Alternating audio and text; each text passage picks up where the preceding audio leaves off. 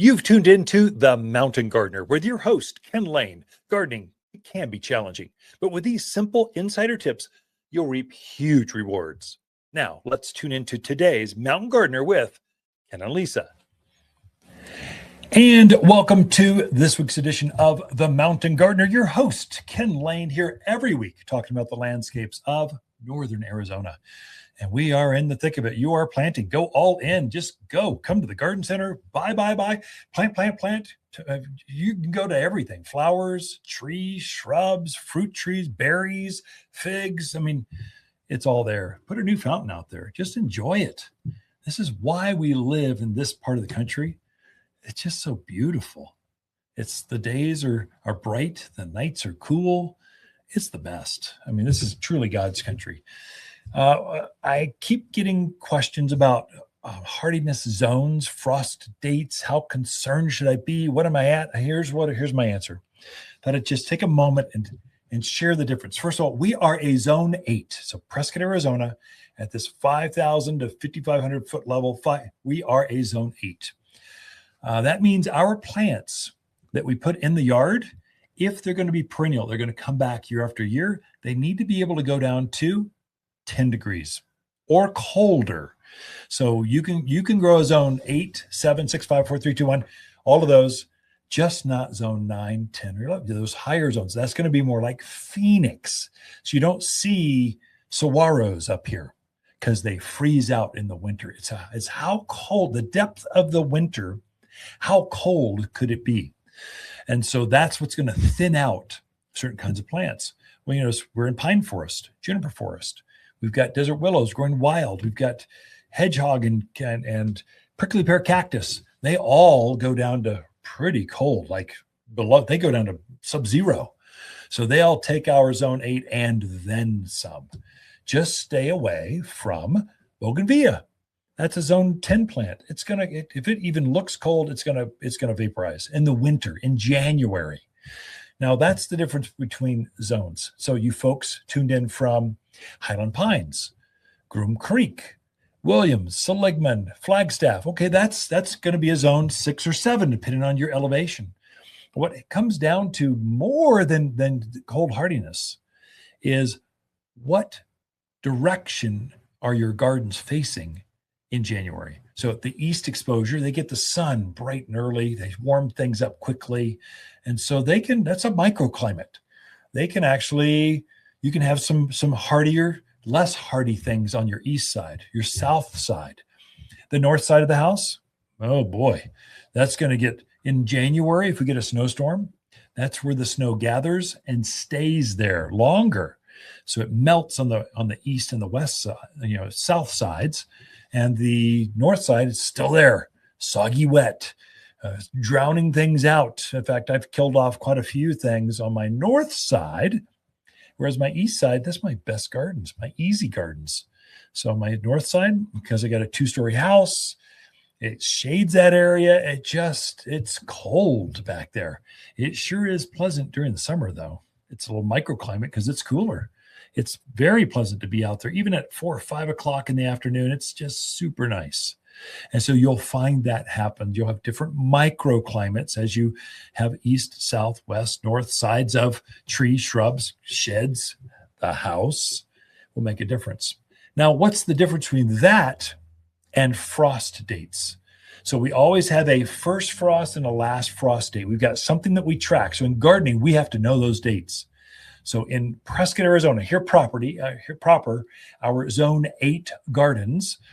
So we need plants that can go down to 10 degrees, but also our first frost date of the growing season. We've been growing tomatoes are bigger than we are. We're harvesting like crazy. Our geraniums are spectacular. And we need to know when that first scheduled frost date is in the fall. And for Prescott, Arizona, it's April to October 29th. And so locals, we use Halloween. By Halloween, it's very likely we could get a frost. Have some sheet. It'll be nice, but we can get that flash frost. And so we have sheets ready to protect things one last time. So, but by the middle of November, it's no saving things. It's getting frosty every night. It's over. But that first frost is October 29 or Halloween. Okay.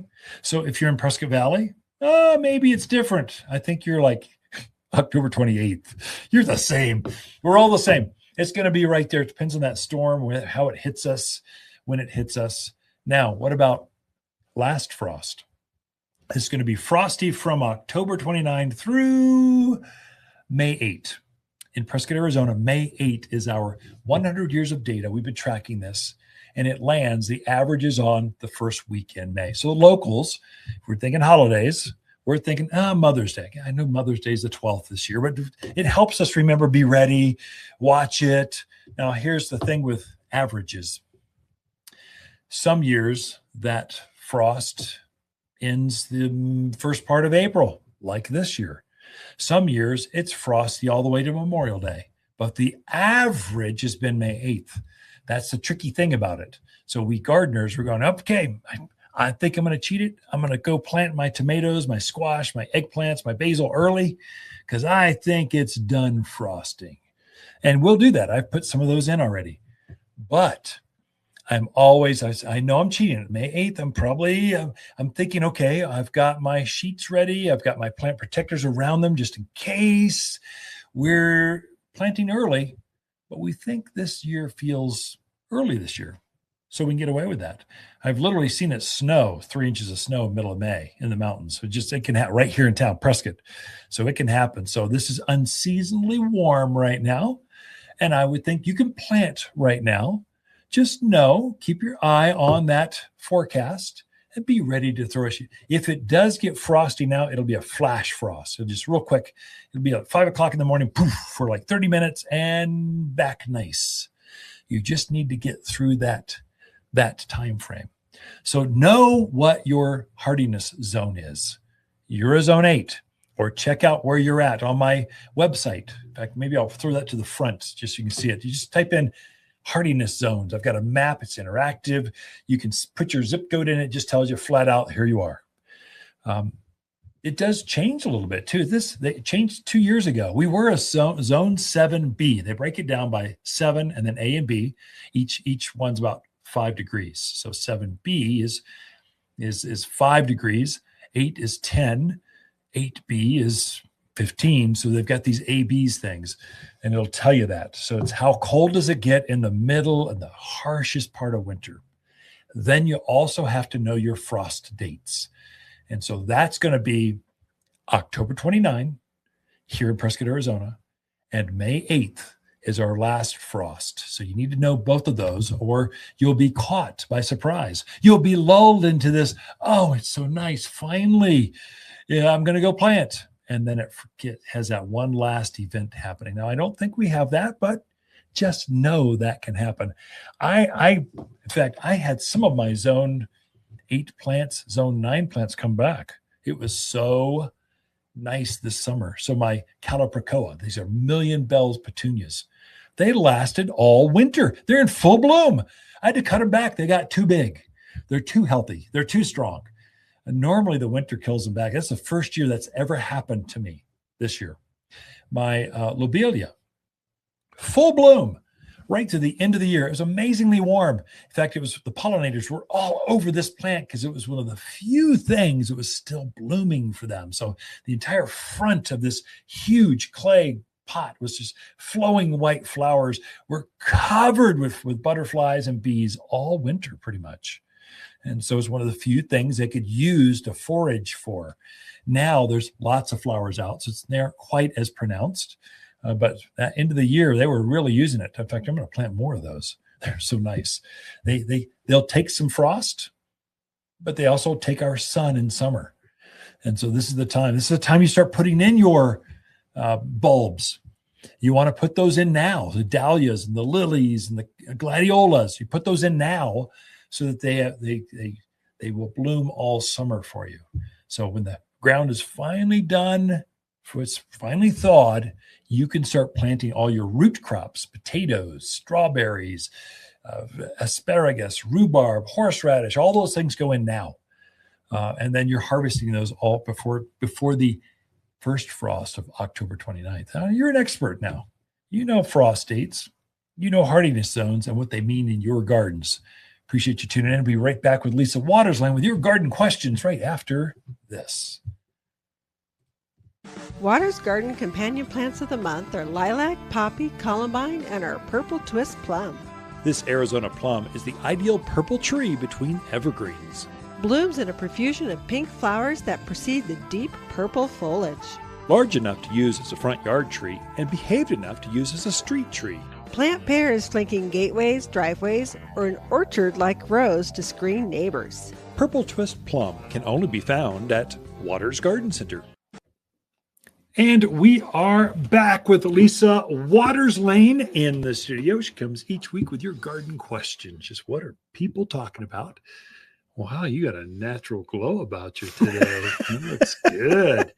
Because I've been running around the garden center. My hottie gal. You've been married for a lot of years, and you still are the apple of my eye. You still catch my attention in a crowded room. You're still purty, honey. Anyway, Thank you, dear. We do radio together as well. We run a company together. So business partners. So anyway, Lisa comes and helps me just field questions. So welcome to the studio, Lisa. Thank you.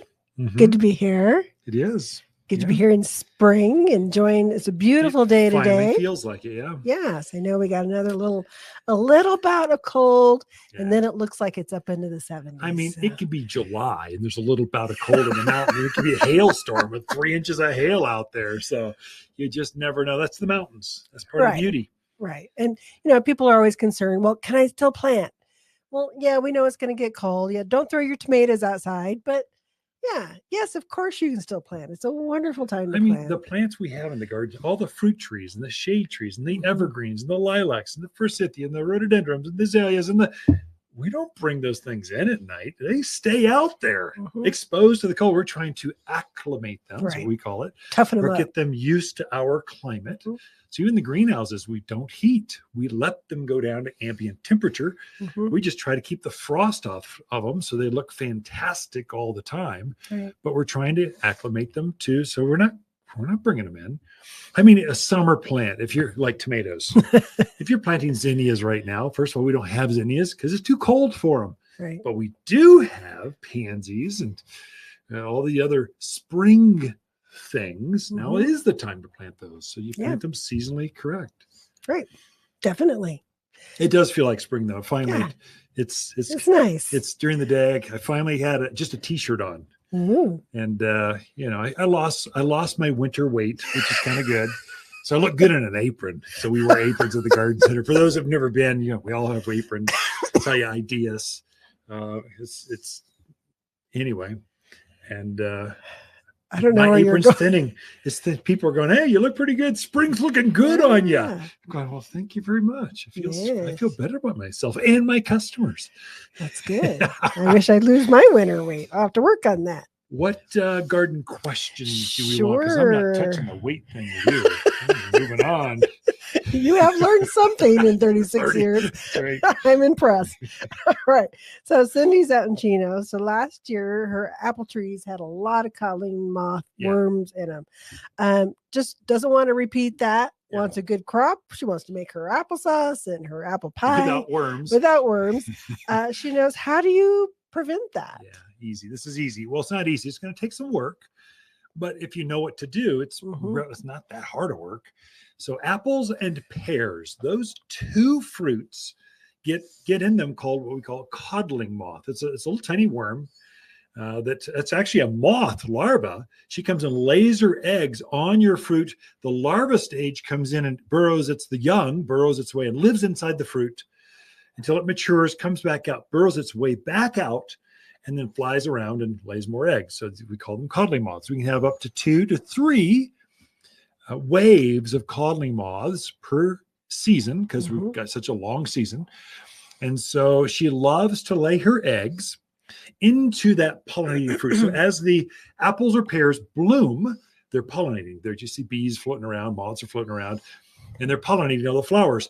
Well, just as the petals start to drop, she goes, hey, if I were to lay my egg right inside that flower, the fruit will actually form over my egg and then it's protected from all the ladybugs and all the other things that eat my children, and they'll be good to go. And so the best time to spray, the absolute best, is just as it looks like this, like it's snowing, only with flower petals from your fruit trees. Spray it right then with horticultural oil. It will obliterate them. So it coats that egg. They're always active about right then. There's a repelling action to it, kind of coats the flower to it. So hit them with hort oil. It's organic. It's as safe as you can get, just as the petals drop. Now you've got you said 2 to 3 waves. So now you've got smaller fruits and they come back at you again. Oh my gosh, these things are irritating. She'll lay her egg on the outside of the fruit. The larva will hatch, burrow in. Once it's inside the fruit, there's no getting it out. Then burrow back out when it's mature. The only way to know when the next waves of codling moths hit you is by putting up what's called a codling moth trap. You hang a little tiny, it's got a pheromone in there, and a kind of a love attractant for codling moths. And nothing's in there for weeks. All of a sudden you go check that trap and there's like 3 moths in there. No. Where'd they come from? The next night you come in, there's like 10 moths. Like at the end of the week, there's like, the thing is filled with moths. Codling moths are busy. They're making whoopee on my fruits, and they're going to be filled with worms if I don't do something. So that's your cue. Now the Google machine says, codling moths, just hang one, solves all your problems. That is a total lie. All a trap does is a monitoring system to know when do I spray next. Mm-hmm. So when the trap has a lot of moths in it, that's when that's a cue. Spray it right then. And so just about anything will take out a codling moth. So your oils are kind of organic and natural and safe. We've got an inside-outside spray that's good for fruit trees. Come see us if you see that. Get a codling moth trap mainly. So, and if it's early enough, you could probably spray it with hort oil again. I think you can spray horticultural oil up until 85, close to 90 degrees, and then it gets too hot for it. So there's a temperature cutoff that does that. But come see us. We can help you grow worm-free, or relatively. You only have a few worms. Something gross. I did bite into an apple once. And only the wiggling body. Half the body was in my mouth. Gross. Half was wiggling the apple. I'm going, okay, that's kind of gross. Moving on. Use a knife. All right. Our next question is from Lauren. She says, I love the idea of using natural predators to get rid of aphids and other bad insects. Sure. But do ladybugs and praying mantis, do they really work well enough out in your yard? Well, sure they do. Yeah, Lauren, first of all, it's fun. If you got kids, you need those because it's just fun. If you release ladybugs into the yard, you're going to have ladybugs for the rest of the season in your yard. You might, release 500 ladybugs, but every ladybug your kids spot in the yard from that point for the rest of the year, you get credit for. Whether they flew in naturally from 100 miles away or right next door, or you released them, you get credit. I mean, that's just a win. That's like, if you got grandchildren coming to visit, get ladybugs. It's awesome. It's fun to let them crawl around and just release them. But they are winged. They do fly away. So that's a negative. So generally what we say is we have ladybugs, we have like praying mantis now, we have the red wigglers, we've got all the beneficial insects you'd want to release into your yard. We have them here at Watters Garden Center now. You can put them out now. If you see aphids, let's say on your yuccas or your rose bush or your fruit trees or your wherever you see a problem, take the ladybugs, wet down that area where the aphids are. Don't hose them off, just moisten it. And then release the ladybugs at the base of the plant. They're not going to fly away from the mulch or the rocks underneath. They're going to crawl up. And as they crawl up, they're going to find stuff to eat because they're ferocious. And they're going to eat them. And as long as there's food there, they're going to keep eating.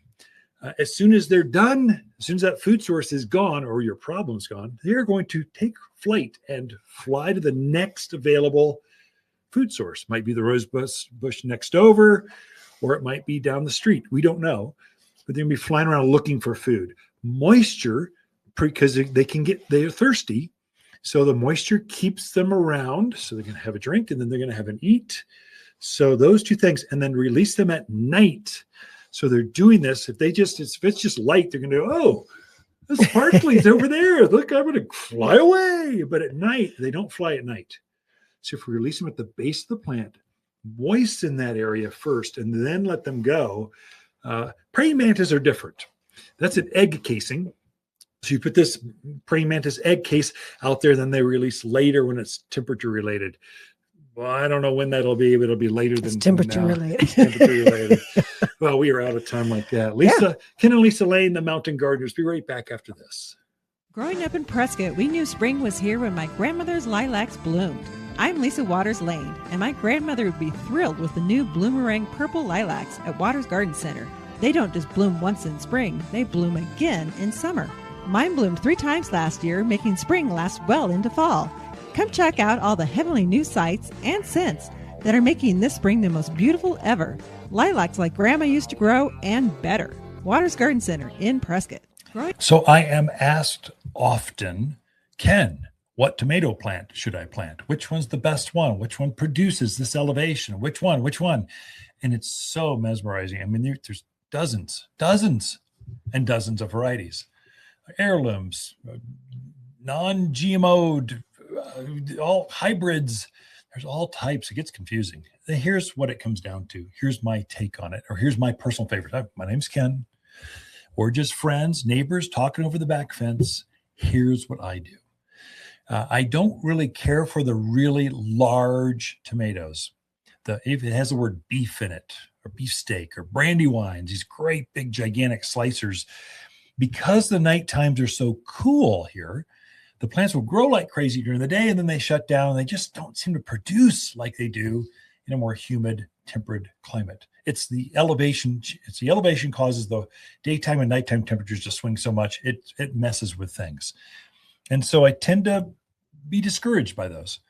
And so I don't do the really big ones. I love the medium size. These are early girlies, the celebrities, the champions, the black crims. There's all types of these medium size. They're about the size of a baseball. They're not the size of a softball.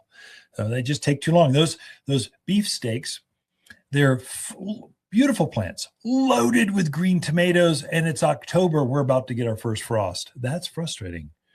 But your medium size, you take an early girl. I planted one a couple weeks ago.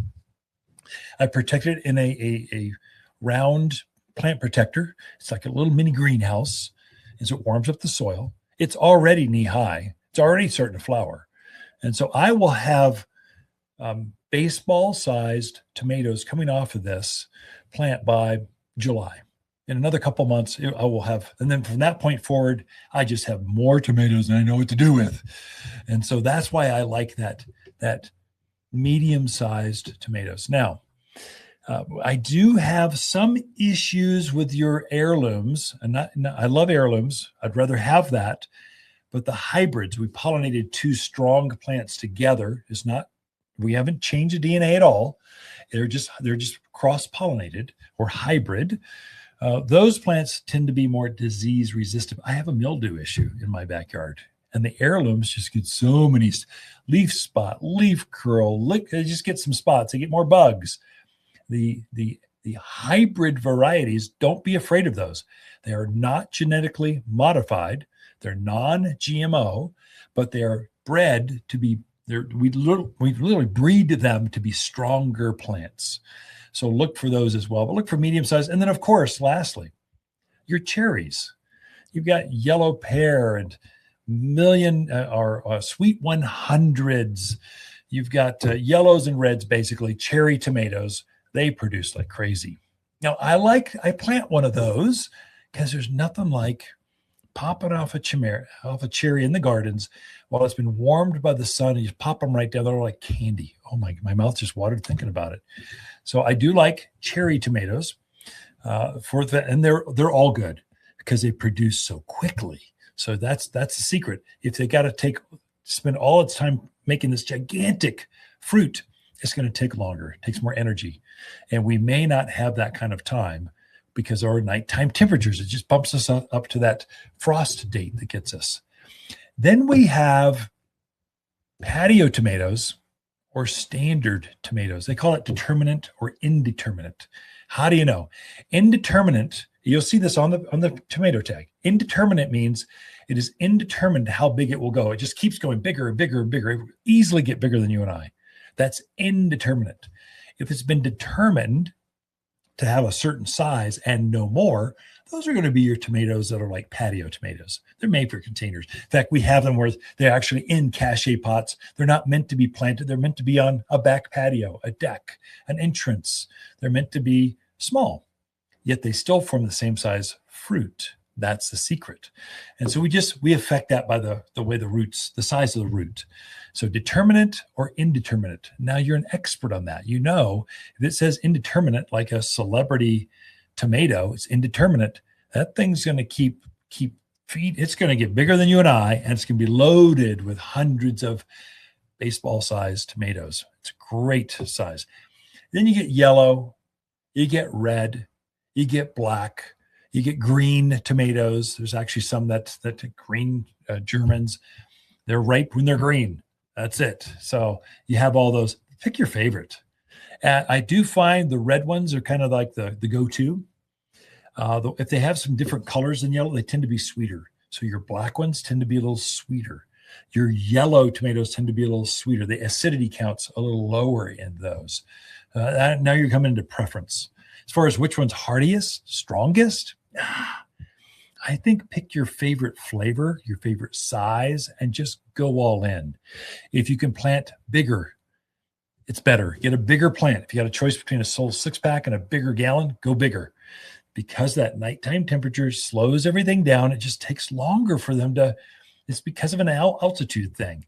You'll have better luck with a bigger plant physical start than you will a smaller start. Just personal experience. There you go. You're now a tomato expert. Go and plant. Have fun. Enjoy fresh tomatoes, warmed up in the sun, picked fresh in the garden that melt in your mouth. Watters Garden companion plants of the month are lilac, poppy, purple plums, and our songbird columbine. This graceful beauty dances in the shade of the garden, holding its head high, smiling back at you. This bloomer comes back each spring with lacy green foliage, promptly followed by amazing two-tone flowers. An excellent cut flower that is both deer and rabbit resistant. So hardy, some varieties naturally call Arizona home. Songbird columbine can only be found at Watters Garden Center in Prescott. And we are back with Lisa Watters-Lain. She comes each week and just shares her garden insights. Just what is she seeing? What's tickling her heart? What does she see? Just what looks great in her gardens, her neighborhood. Plus, I just like sharing studio time with her. So, Lisa, welcome back into my world. The studio. Your world. Well, we work together every day. So I think it's our world. How do I make that more romantic? I don't know. Yeah, I don't know. We're going to work again, honey. I'll see you at dinner. I would say we hardly ever see each other at work. So we do give each other our own space or lanes. We do. So I think that's how you run a small business. It's either going to destroy your marriage or it's going to be the best thing ever. It can go both ways, but you better respect each other. Depending on the day, too. Or the stress. So, but we work pretty well together. We do. It's a good family business. I'd do it again. I would too. It's actually been very good to us. It has. Yeah. Garden Center business been very, very good to us. No. I'm doing voices. You better take over now. So I see you got an amaryllis there. It's stunning. So a couple of weeks ago, I brought in just the bulb. Yeah. And we talked about it and said, these are going to be amazing. They're going to be gorgeous. And so I brought one in that's blooming. Just to show people. You better back it up. The flower's too big on the screen. Isn't that pretty? So this is just one of the varieties. I think we had 4 different varieties in, but absolutely gorgeous. And literally you do nothing. Nothing. So blooms watch like it. this for a month and a half and nothing. And it's gorgeous. And I know we still have some left from our first load, but we're also bringing some in for Mother's Day. Probably fairly soon here for Mother's Day, but absolutely gorgeous. Just beautiful to watch it grow. It has the amaryllis. Just describe those folks that are driving down or going over to Trader Joe's or wherever. So an amaryllis bulb is like it's basically like a tulip, only on absolute steroids. So it's It's 10 times larger than a tulip bulb. So we've dipped it in wax and we put a wire base at the bottom so it stands up straight on a table or a desk or whatever. Great gift for spouse, great gift for a colleague, great gift, just a great gift, or just for you. Skip a gift, something fun for you as a gardener. And then the amaryllis will sprout up and it will have this 1 to 1.5 foot tall stalk. And then these clusters of flowers. This has got 4 ginormous flowers, and then more bulbs are. It's got like 2 or 3 more coming out. So this would be at least a foot across, covered in a flower bouquet. It's a living, breathing bouquet. But because we've dipped this bulb in wax, you never water it. You never care for it. In fact, it looks like this one's actually coming up with a second stalk. This might actually bloom over 2-3 months, is what will happen. But amaryllis are famous at Christmas.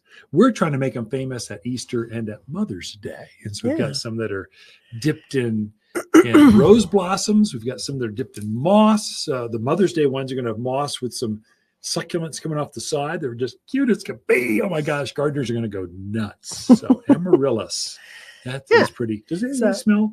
I don't know. They don't smell. My smeller's off, so I can't tell you. They don't smell. They just but they're look pretty. Beautiful and just so easy to take care of and enjoy. But I wanted to show people. We showed them the bulb. This is what they turn into. You folks on Spotify and Apple, you just get to see it all. You have to come into the store and see what they look like. Store even better. Thanks for sharing that again. Sure. Perfect. So we are still having a busy. So we've had trucks after trucks after trucks. We unloaded one just this morning. Back hurts. Yeah. So we unloaded one today that has more of our fruit trees on it. Yeah. So more of those specialized fruit trees, the cocktails, the 4-in-1 apples, 3-in-1. Any dwarfs? I've got more. We ran out of dwarf. We true genetic dwarf. We need dwarf trees. We got dwarf nectarines and dwarf peaches in several of them. Good. So we have a really good supply of those dwarfs, which are just so fun to grow, whether you do them in a container or out in your yard. So easy to pick the fruit from because they're all right at your level. Protect from frost. Protect from frost. Keep the animals off. Yeah, absolutely. So definitely have a good selection of those. We have an amazing selection of the KV plums, the ornamental plums, which are blooming right now throughout town. They have kind of that pinkish blossom to them. They put on the burgundy leaf. This is a terrific tree for here.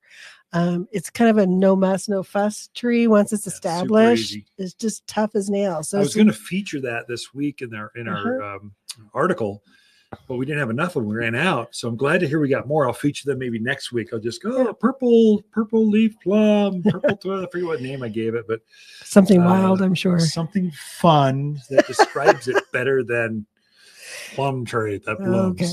We also have a great selection of red buds. We have weeping red buds. We have Merlot red buds. We have vanilla twist red buds. Eastern Oklahoma's, just a really nice selection of all those red buds, which will be probably blooming within the next week or two. I think Prescott Valley was starting to they're starting to crack colors out there. So the warmer areas, especially where the sun is showing, I think the commercial setting areas, that's a tough plant. They put it in commercial settings, asphalt and trucks. It was starting to crack color. So I think by this time next week, they'll be in full bloom. At the lower elevation. Gorgeous when they bloom. Crab apples. Crab apples are probably becoming one of my more favorite flowering trees. They just have that really big blossom to them. They really make a show. Brighter colors. Right now, the spring snow are blooming at the store. Oh, so fragrant. You walk by and you're like, I'm just going to stand here for a while therapy session and enjoy this. But we have royal raindrops. We have prairie fire, radiant crab apples. We've got the spring snow. We've got some, they call it a Sprite. It's a real mini little one. So nice selection of those. So blooming trees, fruit trees, it is premium time to come pick out what you want.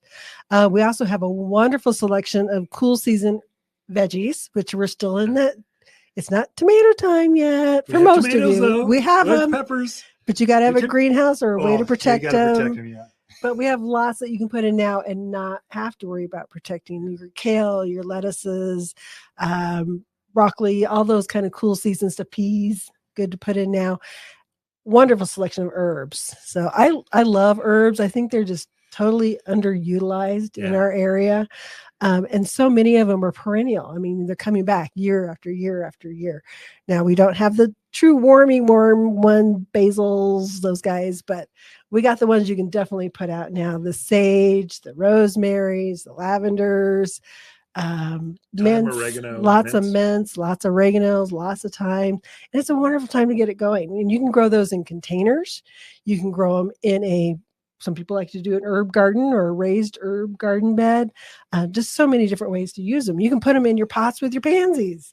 I mean, you just use them so many different ways. Yeah, it's true. We're getting some wonderful hanging baskets that are now coming in. The calabacoa. Sometimes it was exciting to see this come off the truck. The first big load of big showy flowers. So a lot of calabacoa, which is the million bells. Some people know them as million bells. This is looks like a small petunia, but my gosh, they just bloom, bloom, bloom all season long. Great plant for here. Some gorgeous hanging geranium plants, the ivy geranium and the regular geraniums that are in. So those will take a bit of frost. Yeah. So they're not going to die with, I mean, hard freeze, maybe cover them or bring them indoors, but they love growing this time of year. Definitely. So a lot of color, lots of pansies and violas, unique colors, not just your blue. Yeah. I mean, we've got some really specialized colors and they're really, really pretty.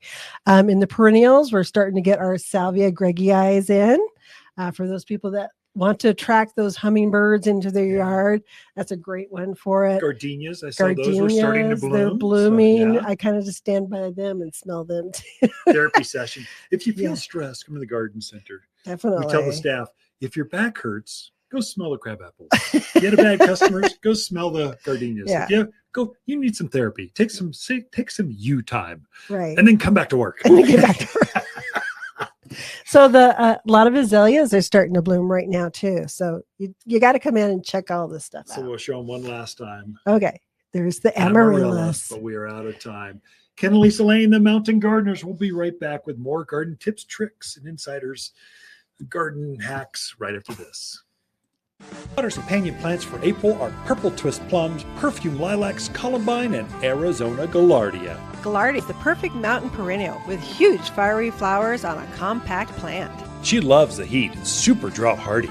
You can count on this bloomer to show off all summer long in raised beds, containers, or in the garden. Javelina and rabbit proof. This bloomer is a must-have Arizona plant. Arizona gaillardia, found at Watters Garden Center, 1815 Iron Springs Road in Prescott. So if you follow me at all on social media, Facebook, Instagram, just TikTok, I'm on all of them.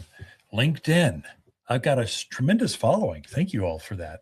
You should subscribe or follow whatever your platform is, because you get to see my gardens. And so my Ito peonies were just in bloom. I went, we've got to take a picture. This is fantastic. Not only I showed you how big this is, so I've got a great big Ito peonies. Got to be 3 by 3 by 3. It's in a gigantic, really tall oxblood red ceramic pot. It's been growing in there for 10 years. I use it. I wanted something real tall. I created it tall so that it could hide this downspout. It's my front door, and I got all this hardware coming down. I'm going, ugh, it's terrible. I'm going to hide it with a peony. And it works spectacularly. And so in the winter, I've got pansies that I grow, peonies, they hibernate underground. So there's nothing there in the winter. So I put pansies in. They're beautiful. And now you can't see the pansies. They're being overtaken by this gigantic peony. It's red with a white center. It's got a yellow stamens on it. It smells so good. The flowers are as big as my hand. This thing is spectacular. And so I was showing off my peonies, how to grow those, and then how to maintain them. So with peonies, when they're done blooming, they bloom for a few days. Then the petals will, they close up at night because it's cold. Then they open up during the day. They're drama queens. Oh my gosh. And when they're done pollinating, they will actually drop their petals. Then it has this beautiful seed pod that's quite striking. It's quite pretty, but you don't want to keep it on the plant. You want to cut those things off, because a peony will start going, okay, I'm going to sacrifice. I'm going to take all my energy, put it into the seed, because they're thinking I'm going to populate the entire front landscape. No, you're not doing that. You take those and just deadhead them off. You cut them right off. It'd be like this beautiful little seed pod about the size of a golf ball. Because it's either going to form seed or more roots for next year.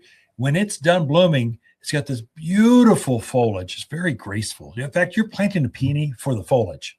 The flowers are almost a bonus. But if the plant just focuses on those seeds, it will sacrifice or affect next spring's flowers. So you want to deadhead those or trim those off as they're done blooming. So don't wait till all the bloom is done. Just trim them off as they bloom. They'll bloom over 6-7 weeks, pulsating different flowers on there. So I've had probably 7 or 8 flowers on mine. They're as big as my hand, 7 or 8 flowers. But there's another 10 or 12 flowers to go. So it's buds, they just come up in waves. And so I tend to cut those things back. Now, why did I plant mine in a container? Here's another reason. I had tried in the ground. But because I'm in the heart of Prescott, up in the Heights area, very hard clay. Oh, it's some of the hardest gardening. I've farmed all over the county. This is some of the hardest gardening I've had anywhere. And I put them in the ground. I wanted them right in front of my kind of raised bed. It would have been beautiful. But because the ground is so hard, I kept killing them because peonies have this real fleshy root to them. And if they sit in any amount of water, that carbon, that starchy root just starts to rot. Then the worms come after it. Then the grubs are there. And then it collapses. And I'd killed off 3 in the front yard. I went, okay, that's it. I'm not planting in the ground here, not a peony. So I took my container. Instant success. 10 years ago, instant success. I mean, like, it's the best gardening ever. You can have these things in containers. It's actually more beautiful because with fragrant flowers like gardenias, camellias, peonies, these things, raise them up so that you don't even have to bend over to smell the flowers. They're just in your face. They're celebrating. They just want to be up where you're at so they can show off. Now, these are the queens. They're the drama queens and the true queens of the gardens, peonies. Why not put them in a container? If you've got drainage issues, that's an easy way out to make things even better. And so that's how you do that. And now's the time. Peony. I've been thinking about that. Well, now's your time. Don't think about it too much longer or they'll be gone. So they're all budded up. They're looking beautiful on the table. Here's another thing about peonies, just so you know, kind of the insider scoop. Peonies on the table. So we've had them here. They've been at the farm for about, on average, 5 years. A farmer's been trying to grow this thing up, and it needs to be at least 2 to 3 before they're old enough to start setting flowers. So the roots got to be that long. They got to get that old, that mature. So you're going to pay a little bit more for peonies, but it's worth it because peonies are one of the longest lived perennials of all the flowers. It's one of the longest lived. A good strong peony in the right spot will easily live 50 years. So yeah, you'll pay $70 for a peony, but it's for the next 10 years. You've got this joy. 50 years, you've got this joy. These things are passed down from generation to generation. And as it gets mature, you can actually take divisions. So let's say in 5 years, you go, man, this thing is gigantic. I want it to be a little smaller. You just take a shovel through the middle of this starchy, big, thick root, shove it, take half of it and go plant it elsewhere. Give it to a friend. Give it to kids. I've had several folks, they've passed them down from generation to generation. That's what a peony truly is. So get the fragrance and the color you really hope for, because you're going to have this thing for a while. You're going to enjoy it until maybe you get tired of it. But they're way longer lived than a rose, way longer lived than gardenias, jasmine. It's going to be there for a long, long time, but just make sure that root drains. So if you're in the ground, you can grow them in the ground. That's where most people do that. And I tried, but I didn't want to raise the mound up a little bit. I wanted it where I wanted it, and that soil kept killing it. So I went, okay, I'll go in a container, but you're going to dig that hole probably nice and wide, not that deep. So the roots of a peony go sideways. They do not go down. You're going to mend that soil pretty heavily. I mean, rich with compost, not manure, Manure will actually it'll add to the rotting factor. Don't use manure. Use mulch, premium mulch, a composted bark material. You're going to blend that with that native soil just to keep it from compacting back down, to keep it light and fluffy, to keep it where the roots can go through that soil. Peonies like a nice, rich garden soil. Then you're going to fertilize it with a 744 all-purpose plant food. That's what's going to, these things are heavy, heavy feeders. It takes a lot of food to produce that kind of flowers. And then you're going to water it in when you get it all planted with a root and grow. It's a compost tea I make. It makes it for transplant shock. It's going to freak out when you put it in the ground. We'll know that. Help soothe the roots while it settles into its new garden spot. It'll help it bloom longer for you too. And so that's some of the insider tips on peonies. There's English peonies and there's Ito peonies. English are your traditional smaller peonies. The flowers aren't as big as your hand. There's more of them, but they're smaller. They're the ones that your grandparents grew. Now the new Ito peonies, this is where the new gardening comes from. We've grafted an English peony onto a tree peony root, so you get this ginormous bush that has huge flowers, twice the size of an English ever dreamed of being, and you have more fragrance because the flower is just supersized. Of course, you're going to have more fragrance. The flowers are bigger, and you get the funky colors. You get the yellows. You just don't find that in English. You get the two tones, reds and whites. You get the newer colors. You get the deep, rich blacks coming on those. That's what you get with Ito, I-T-O-H, Ito peony. And we've got all of those at the garden center right now. If you wait 2 weeks to think about it, they'll be all gone. This is when you put them in right now. And as soon as one opens up and starts to flower, it's gone. It's on a shopping cart. And they are all heavily budded, ready to go. So just kind of advice for you. You're into peony season. If you've been thinking about one, do it. They grow really well uphill. They take our cold. They take our sun. They take our wind. They just do really well up here. It's one of the longest lived perennial flowers. They come back every year. You're going to have this thing 50 years, probably longer than you're going to be in this house. You're going to have that peony blooming every single spring from now for the next 50 years. You'll love it. You will never look back and go, oh, I wish I hadn't done that. Now you'll be going, wow, that's cool. Eric, you got an inside tip on growing peonies for your yard.